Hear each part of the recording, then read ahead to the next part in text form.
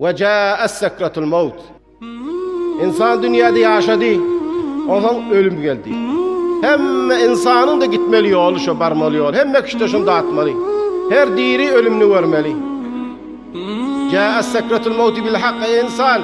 Sana da ölümün şiddeti geldi diye. Ona her gelecek yakin. Her gelecek yakin bizim üstümüze de gelecek Müslüman da olur. Biz de hemişe bizlere koyulacak değil. Ahir ölüm gelmeli, yakamı tutmalı. Allah'ın irade eden vaktinde, Allah'ın irade eden yerinde şeyde can tavşırmalı, amanatı vermeli. Zalike ma kunte minhu tahid. Ölümü yad vermek Müslüman da olur. Adam yaşap duqa. Ölümü yad vermek adamın da mefasıllarını titretiyen var. Sağ gelip duqan ölüm yad alır. İnsan daimen ölümden kaçıyor. Ölüme durdum, ölümün şebehini, ölümün fikrini, hatırını kellerine getirdi gelmeye.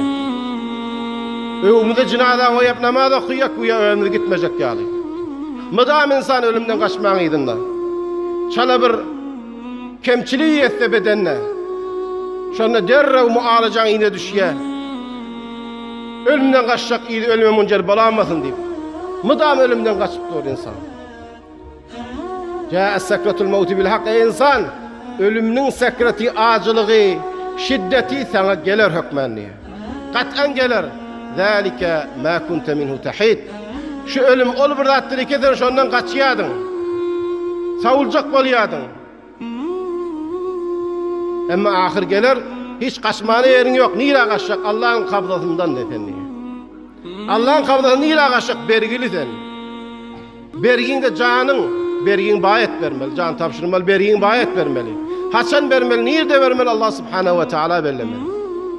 Zalike ma kunte minhu tahid ey insan. İnni tökönünü kuturdun.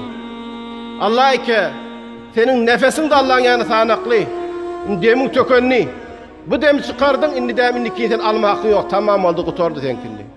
Zalike minkum ma kunte minhu tahid. Korkup kaçıyanın geldiğin bak. Ölüm yanak hakikat yok. Ölüm yanak hemme kişi sataşmalıat yok. Ama insan ondan gafil demiş. İnsan ondan gafil. Dünya yanak yalan zat yok. Ama yine de insan iki eli bilen yapışıp batıyor şuna diye. Cennet yanak barmalı. Huday Teala'nın hiçbir insanın fikrine gelmedik zat. Acib naimler var. Ama adamlar onu uçacak bol gayratı neden hakkı.